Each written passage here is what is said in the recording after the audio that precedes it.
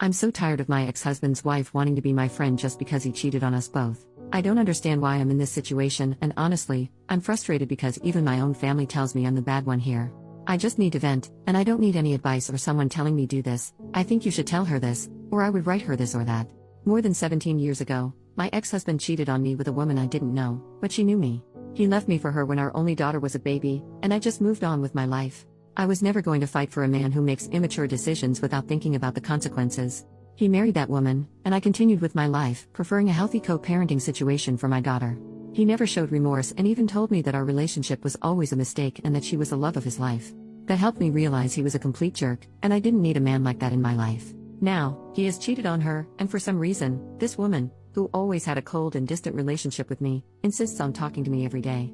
I found out about the infidelity from my daughter, who wasn't affected by it, so I didn't think much about it. The only thing that concerned me was whether he could continue having our daughter at his house on weekends as usual. But his wife started sending me messages explaining what happened when I never asked her to. In the past, I only spoke to her if her husband didn't respond to my texts about our daughter. It's obvious she needs someone to talk to, and even when I respond with short, dry answers, she still sends me long voice notes explaining everything. I get that she needs to vent about her husband's infidelity, but why me? I don't want to be rude, but I really don't care about how she or he feels. In one of her audios, she said, "You know how I feel now." Like, I guess? But that was 17 years ago. It's not the same. To be 100% honest, she can't compare her situation to mine at all. A woman who had just given birth and was told by her husband that he'd been cheating on her for a long time with another woman who wasn't boring in bed and knew how to appreciate him, versus a woman who knew her husband was unfaithful and chose to marry him anyway. Anyway, I've tried to ignore her as much as possible, but when I talk to my family or friends about it, most of them say things like, "Oh, but she must feel lonely. She wasn't to blame for being the other woman. I think you should be more empathetic. We all need someone to talk to," or my personal favorite, "She's not to blame for him being a cheater. You should understand her because she needs help." I understand that she isn't to blame and that he's the cheater, but she, a fully grown adult at the time, chose to marry a man she knew was cheating on his pregnant wife. So why should I be responsible for helping her when she never told me, "Hey, your husband is sleeping with me, and that's really messed up because he's married to you"? That's what I would have done if a married man had flirted with me. Now, if she didn't do any of that, why should I, as a feminist, feel obligated to be her friend? It doesn't make sense, and the worst part is that almost all the women around me tell me I should help her and listen to her, even though I don't want to or feel any empathy for her or for him. I think she and my ex knew exactly what they were getting into. I don't understand why I should be her free therapist now. Being cheated on is not my entire identity. I don't need to talk about it 24/7 with her. I've chosen to ignore her, and that's what I'm going to keep doing, even if it makes me a bad feminist for not feeling empathetic. Edit, no, I can't block her because she still lives with him, and I need her contact information in case of an emergency with my daughter. And honestly, it's strange how many people are commenting or even sending private messages telling me what I should say to her or writing what they think I should feel.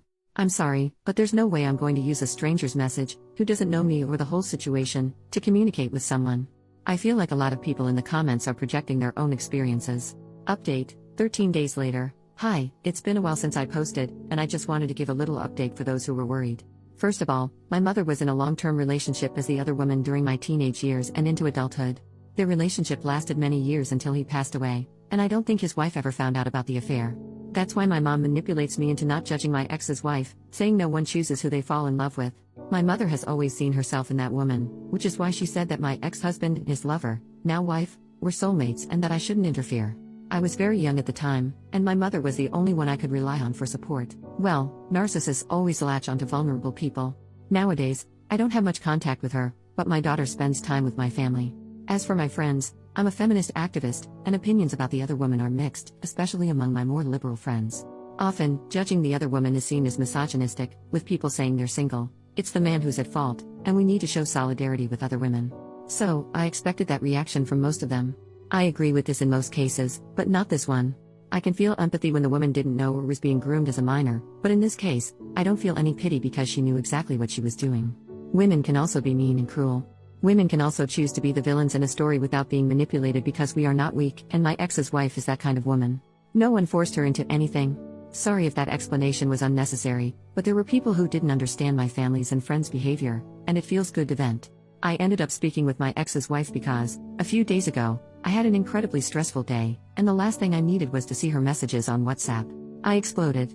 I had planned to continue ignoring her, but that day, I was upset about work, and I ended up telling her everything.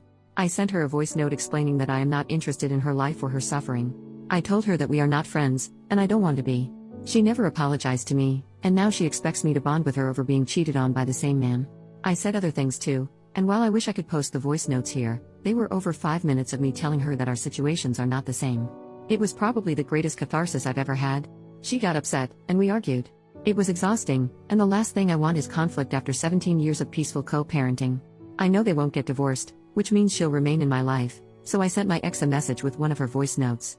I went through them all, and she never once apologized. Not that I need her apology, I don't care, but people asked. The messages were just complaints and attempts to have me join her in venting about him or being her unpaid therapist.